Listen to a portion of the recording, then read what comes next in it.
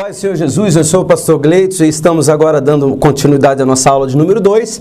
Vamos falar sobre a capacitação para pastores. Estávamos então, se você está acompanhando, estávamos falando sobre a tentação, não é isso? Que o sofrimento pode trazer.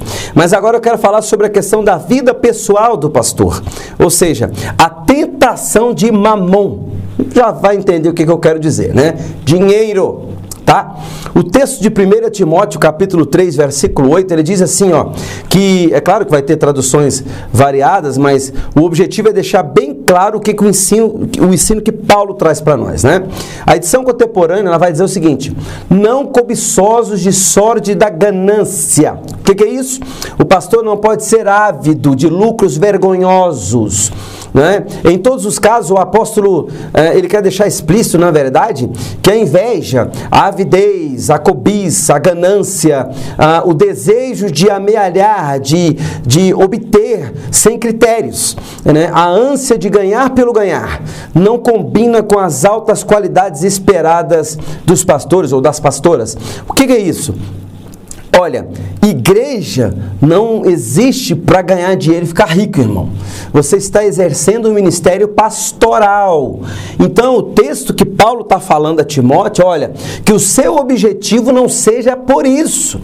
Não seja essa a sua motivação. Na verdade, o que faz jus à sua prebenda, o que você recebe, pastor, na verdade, é uma forma de atender a sua necessidade e recompensá-lo pelos seus trabalhos. Mas esse não é o motivo pelo qual você pastoreia. Porque tem algumas pessoas, quando viram ou transformam o seu ministério pastoral em administração, o seu alvo é lucro. Ele já não vê mais pessoas, ele vê rentabilidade e produção. E isso é muito tentador. Temos que tomar muito cuidado e às vezes parar e refletir. Será que nós não estamos atuando como administradores e gerentes da igreja?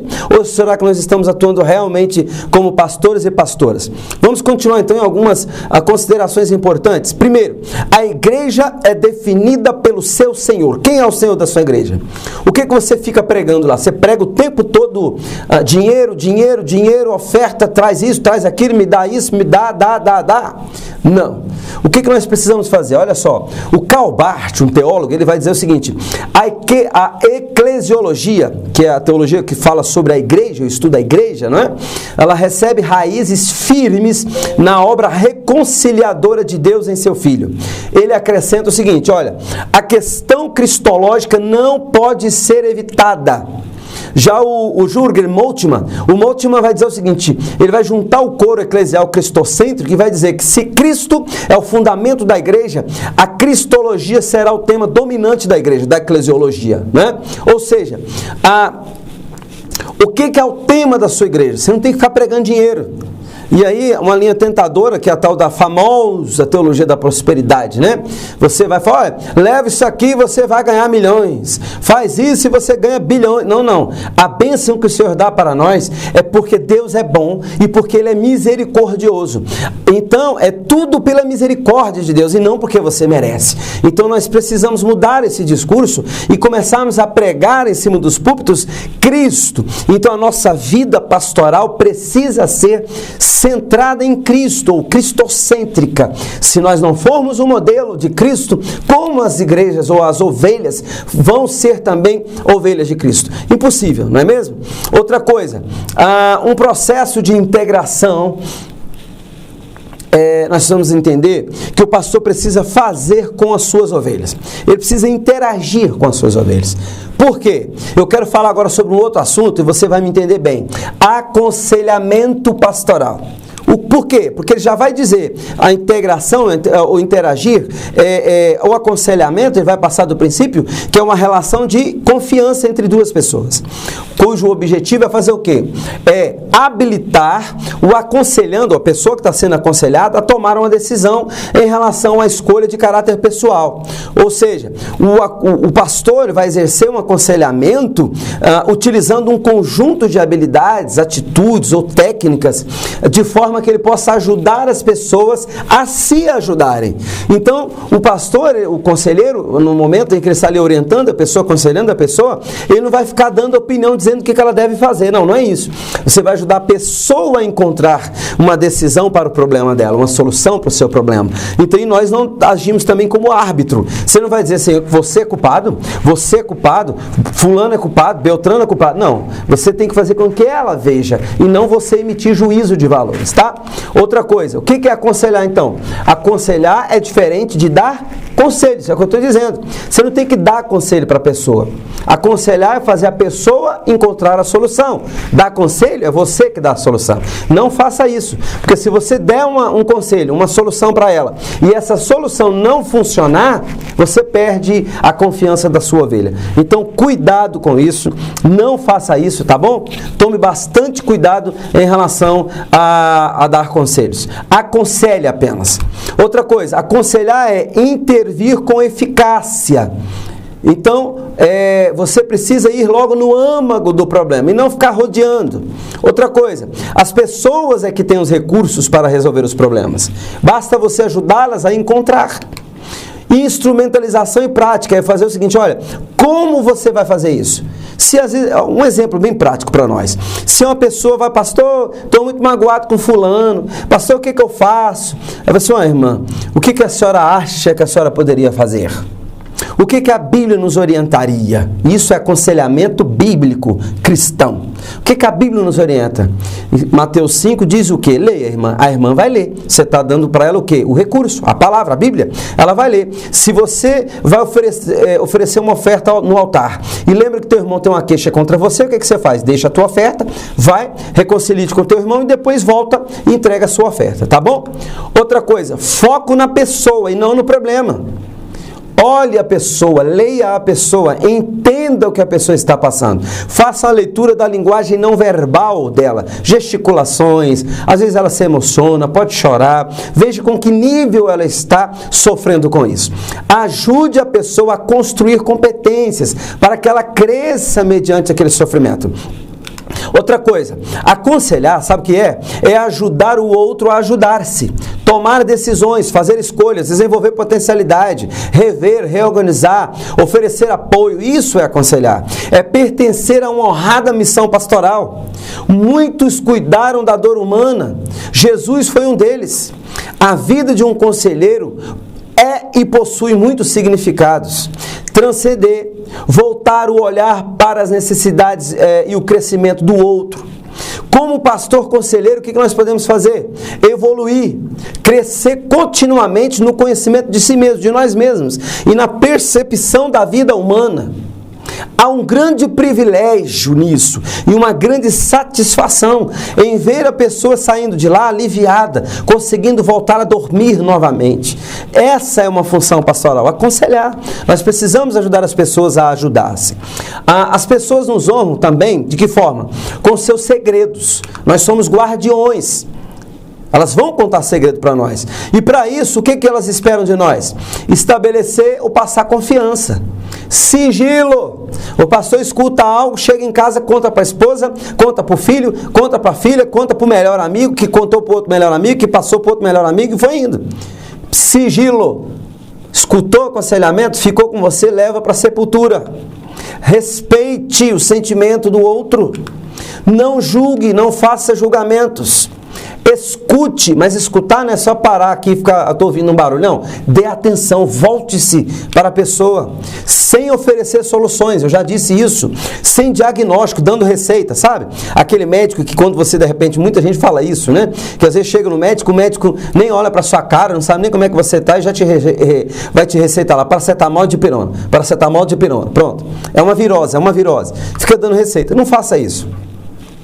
Cuide das mensagens não verbais, leia o comportamento. Algumas sugestões práticas é o seguinte, que você faça da seguinte forma o seu aconselhamento. Atenda de forma individual. Casal, famílias. Se for atender mulher, pastor, por favor, leva a sua esposa. Certo? Deixe uma mulher junto para evitar a má aparência, tá? Fuja dela. grupos de interesse, lideranças, comunidades, aconselhe os seus departamentos, dê um norte para eles. Não faça simplesmente uma eleição, deixe o departamento e deixe eles andar sozinhos. Não, acompanhe, monitore, instrua, sugira, entendeu? Faça com que eles cresçam e aprendam. E apoie nas diversas atuações, tá? Carl Jung, ele vai dizer o seguinte: conheça todas as teorias, domine todas as técnicas, mas o tocar uma alma humana seja apenas outra alma humana. Lembre-se, você também é humano. E a palavra do Senhor, ela é poderosa. Ela é uma poderosa fonte para quê? Para a modificação da mente humana. Contudo, nós enfrentamos o nosso tempo que poderíamos chamar de a era da informação, onde muito se informa, mas nada se forma. E nisso, se referindo aos valores que podem construir o bem da sociedade. Ou seja, todos sabem de tudo.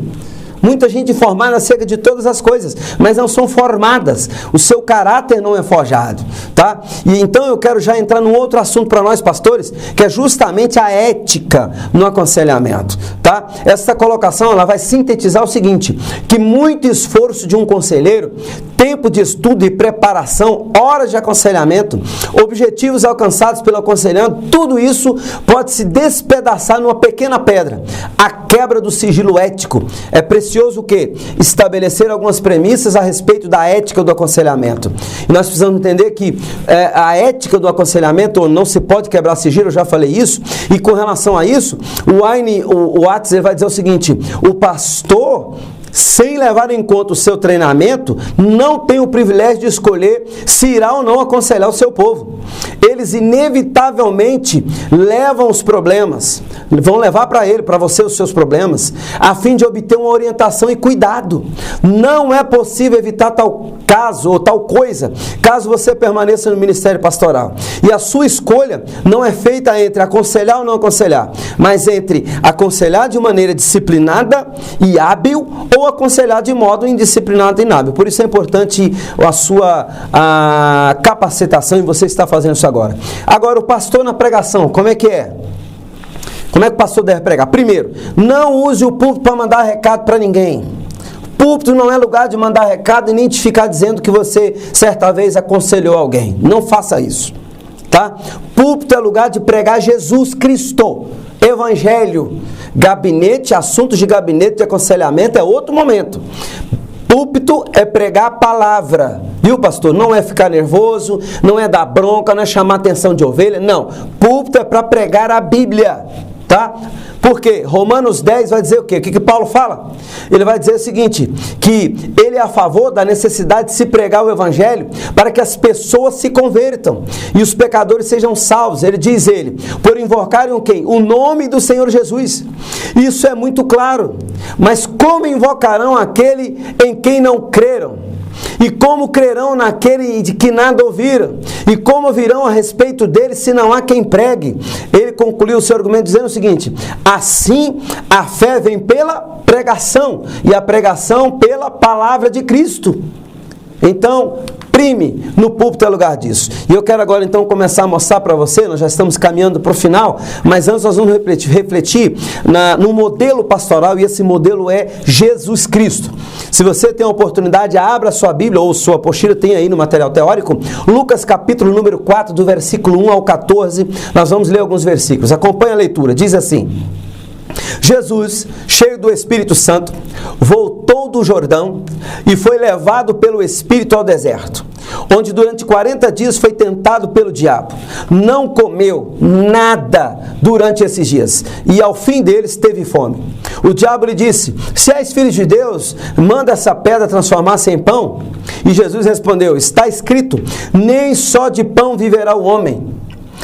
O diabo então o levou a um lugar alto e mostrou-lhe a um relance todos os reinos do mundo. E lhe disse: eu te darei toda a autoridade sobre eles e todo o seu esplendor, porque me foram dados e posso dá-los a quem eu quiser. Então, se me adorares, tudo será teu. Jesus respondeu: está escrito, adore o Senhor, o seu Deus, e só a ele preste culto. O diabo levou a Jerusalém, colocou na parte mais alta do templo e lhe disse: se és o Filho de Deus, joga-te daqui para baixo, pois está escrito, ele ele dará ordem aos seus anjos a teu respeito, para os guardarem. Com as mãos eles os segurarão, para que você não tropece em alguma pedra. Jesus respondeu, dito está, não ponha à prova o Senhor, o seu Deus. Tendo terminado essas tentações, o diabo o deixou até a ocasião oportuna. Jesus voltou para Galiléia no poder do Espírito. Olha, presta atenção. Jesus voltou para Galiléia no poder do Espírito e por toda aquela região se espalhou a sua fama. Vamos entender uma coisa. O diabo, então, no cenário, ele está estabelecendo uma estratégia. Jesus está jejuando. E como Jesus está no jejum naquele período todo, ele teve fome, estava fraco. Então, o diabo usa a estratégia. Já que ele teve fome, a primeira estratégia que o diabo usa o teu poder. Você não é filho de Deus? Você não está com fome? Manda a pedra virar pão. Faça a sua vontade. Usa o poder de Deus. Aí Jesus responde para ele, meu poder não é meu, mas é da palavra de Deus. Pastor, Deus te usa, pastor. Então eu quero perguntar para você, o poder é seu ou é da palavra? Você quer usar o púlpito para usar o seu poder ou usar a palavra de Deus? A palavra de Deus é poderosa. Não usa a sua autoridade, usa a autoridade da palavra. Seja confundido com a palavra. Viva essa palavra, pastor. E todos vão te seguir. Depois, olha só, vamos fazer um parêntese, nós vamos chamar Dietrich Bonhoeffer, que é o nome dele, um escritor alemão. Ele diz o seguinte, o engano, a mentira do diabo, ou do maligno, consiste nisto, fazer a pessoa crer que pode viver sem a palavra de Deus. Tem pastor que não lê Bíblia, acredite nisso, não lê a Bíblia, nunca leu a Bíblia de capa a capa, nunca estudou a palavra. Isso é um absurdo, irmão. Outra coisa, estratégia número 2 agora do diabo, já que na estratégia número 1 eu falei assim, olha, usa o seu poder, não é isso? Prova, faz lá a pedrinha virar pão. Jesus respondeu para ele. Agora estratégia 2, então já que você não quer usar seu poder, Jesus, usa o meu. O diabo fala isso, ou seja, eu vou te dar tudo isso aqui se prostrar de me adorar, usa o poder que eu tenho. Jesus responde para ele assim, olha, o meu poder não vem de você, diabo, mas na adoração a Deus. Ele fala, somente a teu Deus adorarás e prestarás culto, não é mesmo? A estratégia 3 do diabo, já que você não quer usar o seu poder, você não quer usar o meu poder, então usa o poder de Deus. Tem muito líder de igreja usando o poder de Deus. Mas olha o que Jesus responde para o diabo. Meu poder não vem de usar a Deus, mas de obedecer a Deus. Lembre-se, pastor, a soberania não é sua, não é minha, não é nossa. A soberania é de Deus. Então não sou eu que determino o que Deus faz. Sou eu que peço para Deus. E Ele faz se for da vontade dEle e não a nossa. Não é mesmo? Então vamos entender algumas coisas. A primeira coisa, pastor, como é que eu devo desenvolver o meu ministério? Sem poder ou com poder? Pergunta errada. A pergunta não é se é com poder ou sem poder o seu ministério. A pergunta certa é, com qual poder? Com que poder? Diz o seguinte lá, que eu lembro do versículo 14 que eu li por último, Jesus voltou para a Galiléia no poder do Espírito. Era o Espírito que conduzia. Então, pastor, preste atenção, nós precisamos ser conduzidos pelo Espírito Santo, e não nós conduzimos o Espírito Santo no que ele deve fazer. É ele que nos leva e não nós que o levamos, é o contrário. Então vamos entender agora, olha o que o reverendo John Stott, diz. Estou firmemente convicto que existe muita autocracia nos líderes da comunidade cristã, em oposição ao ensino de Jesus. Em vez de amor e bondade, muitos comportam como se acreditassem não no sacerdócio de todos os crentes, mas no papado de todos os pastores. Nosso modelo de liderança é frequentemente modelado mais pela cultura do que por Cristo. Viu aí? O reverendo John Stott, um grande homem de Deus e teólogo também, nos orienta acerca disso, tá? Então vamos analisar o que Lucas nos ensina acerca desse texto. Vamos passar para você agora toda a divisão de Lucas, está aí no seu livro, você pode acompanhar também. Então, do capítulo número 4 de Lucas até o capítulo número 9, versículo 50, Jesus está na Galileia, fazendo o quê? Com o povo. E lá no meio do povo, ele é realizador. E nós vamos encontrar que tipo de teologia? Teologia prática, não é? você vai sempre observar que desse capítulo 4, versículo 14 até 9:50, vai estar assim, ó, aconteceu o que? E aconteceu o que? Indo Jesus, aconteceu o que? Jesus entrando, certo? Depois, no capítulo 9, versículo 51 até o 19, 27 de Lucas, Jesus agora já não está mais na Galileia, ele está na Samaria e Judeia. E agora ele está como? Ele está com o povo? Não, ele está com os discípulos. Fazendo o quê? Ensinando. Agora Jesus, ele é um ensinador. Qual é a teologia que nós vamos ver? Uma teologia narrativa. Então ele chama os discípulos e ensina os discípulos o que eles deveriam. Olha, vai acontecer isso, vai acontecer aquilo, certo? E ele vai ser, ó, uma frase que vai estar muito comum do capítulo 9, 51 ao 19, 27. Disse-lhe certa vez, certo? É por aí. Agora, do capítulo 19, versículo 28, até o capítulo 24, versículo 53, Jesus agora está no templo e monte. E aí lá, nesse momento, Jesus ele é profeta. Ele é profeta. A teologia agora é a teologia da esperança. E você vai olhar bastante no texto, vai aparecer muito, e será que, quando vier o dia, quando, né? E será que, tá bom? Outra coisa, Jesus é o pastor a caminho. Jesus é o pastor a caminho, tá? Então vamos observar aqui, Jesus está com o povo, Jesus está com os seus líderes, Jesus está com seus líderes, tá? Jesus também está com a igreja, não é mesmo? E Jesus está no monte. Então você, pastor, quer ter um ministério eficiente? Onde é que você tem que estar? Com o povo, certo? Amando o povo, na teologia prática, lá na Galileia. Você tem que estar com os líderes em Samaria e Judeia. Lá tem que ser seu lugar. Ensinando os seus líderes, orientando, aconselhando, preparando, formando. E você tem que estar onde? Na igreja também, em oração, cultuando a Deus. E no monte, junto, momento de intimidade, pastor, com Deus. Porque ninguém dá nada a ninguém que não tenha recebido. Como você vai dar algo da parte de Deus se você não recebeu? Não é? E agora eu quero chamar você para uma avaliação pessoal, para nós encerrarmos essa parte de capacitação pastoral. Qual tem sido a sua relação com o poder? Você tem usado o seu poder ou você tem usado o poder deste mundo? Não é? Que o diabo domina. Ou você tem usado o poder de Deus? Ou é Deus que tem te usado com o poder dele? Viu a diferença? Faça uma descrição de sua relação, e eu quero pedir para que você faça isso, mas reflita. Se quiser anotar no papel, anote, fique à vontade aí. Qual é a sua relação com a sua Galileia? Como é que está a sua relação, pastor? Com o povo da igreja? Como é que está a sua relação com Samaria e Judeia? Com o discipulado? Você está fazendo discípulo? Você está preparando novos obreiros, novos líderes para seguir o seu exemplo? Como é que está a sua relação com a Jerusalém, no templo? Você tem aprendido? Você tem buscado com o Senhor no monte, em oração, em arrependimento? Fica aí essa reflexão, então, que o Senhor Jesus nos abençoe, nos guarde e que abençoe cada um de nós no nosso ministério pastoral. Que o Senhor tenha misericórdia de nós e que o Senhor nos dê a paz em todo sempre. É assim que eu agradeço vocês, eu, pastor Gleice, lembrando, não deixe de se capacitar, tá? Incentive os seus obreiros, estude, vá mais além, invista no ministério a qual Deus te chamou e te posicionou para ocupar, tá bom? Deus abençoe vocês, um grande abraço.